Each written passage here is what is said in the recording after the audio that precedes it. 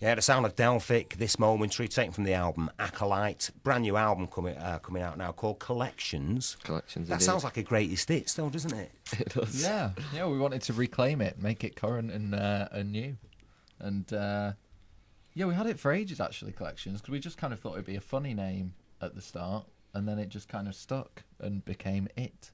But I think it's kind of representative of the album, because the album's like all over the place in terms of style, and I think it's kind of an umbrella name that can bring it all together. I mean, it's got kind of a bit more of an edge and a bit more confidence. It will certainly, when I listen to Bayer, than maybe has existed on the Delphic one, which at times you can see that you're trying to find a certain sound, even though the sound you've got is good. That's why people bought it. Yeah, no, I think we're really proud of Acolyte, but there are elements where we played it a bit too safe, maybe, like, let's push the vocals down a bit and put a bit more effects on it. But this one, it's like vocals loud and proud of what we've written. And we're nervous, you're scared. You if you kind of thinking like you're making your emergence into like a bigger world. But also, isn't that part of the culture nowadays, that there is this kind of fear of danger? If you think about what gets programmed on the radio, what goes on TV.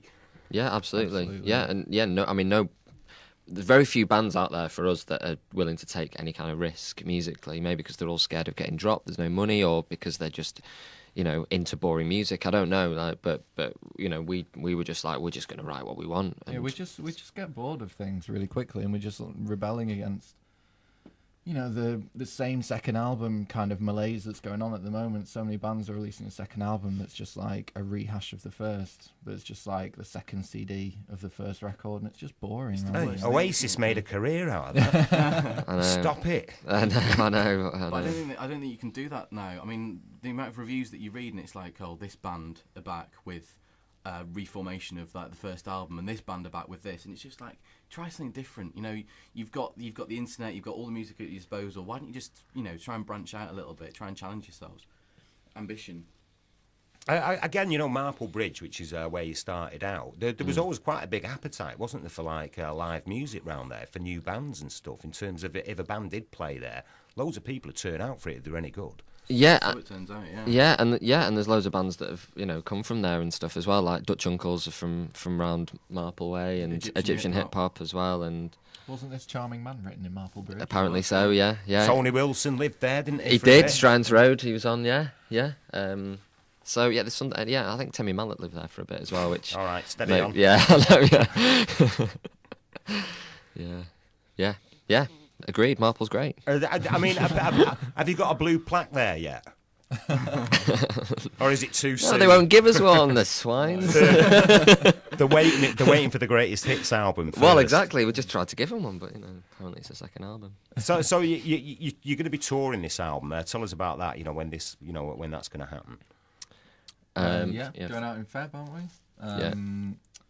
Doing UK in Feb, then off to Europe in March, and then I guess we'll do festivals when they come along. And we've not got Manchester date booked yet. I think we're kind of because obviously the Manchester one's a special one. Let them wait. Yeah. It's in the pipeline, but we're going to try and do something very special, like over the summer. So. Oh yeah, we are, aren't we? Yeah. Very much looking forward to that. Dot. Yeah. Nice. Oh, not Eaton Park. Murder getting home.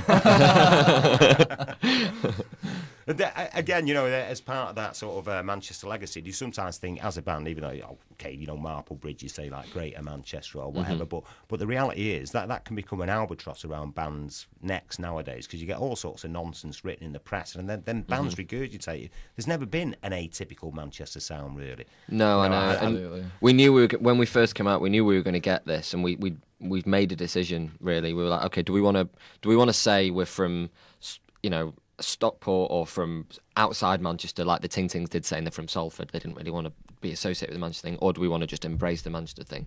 And at the time, there was a bit of a lull in Manchester. Really, there wasn't loads going on musically. It was kind of the post Elbow Doves thing. There wasn't loads, so we were like, okay, let's just do something and make people talk about Manchester again, like around the world, which they did.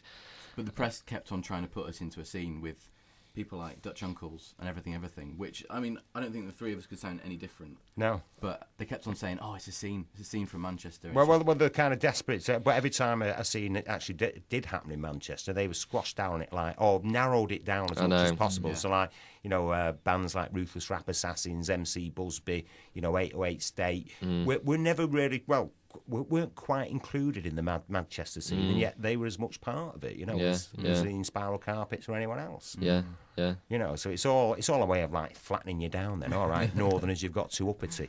Yeah, I know. But it's still, you know, because people forget the Bee Gees came from Manchester. I know, obviously, I know. You know, Bees and take that as well from around there. And then the number of big dance chart hits throughout the 90s and into the noughties that came out of Manchester, but never recognised. Definitely. But it's one of the reasons why we've made the record we've made. You know, it's not a typically Manchester sound. Well, there isn't one though, is there? Yeah, I know exactly. And I said this yesterday, so it sounds like a boring old record, but like I read the other day that Manchester's like the most second most ethnically diverse place in the world behind New York. So, like, if all those people, all those different languages are spoken in Manchester, how can there just be this one Manchester sound that just sounds like the Stone Roses? Well, there never was, and know? also Manchester was always very open to outside influences Exactly, because it was such an immigrant city. Yeah, absolutely. You know, big soul town, wasn't it? Yeah. Big for funk, big for everything. Yeah, definitely. Absolutely. Hey, get it all. That was the old Tony Wilson theory. Why so much good music from Manchester? Because kids in Manchester have got the best record collections. Yeah. What he meant by that was a diversity and eclecticness. Yeah, absolutely. And So- we've got pretty good record collections. So. Right, let's have a quick listen to your current single, Buyer. This is Delphic, special guest in the studio, and this is Buyer from their forthcoming album, Collections.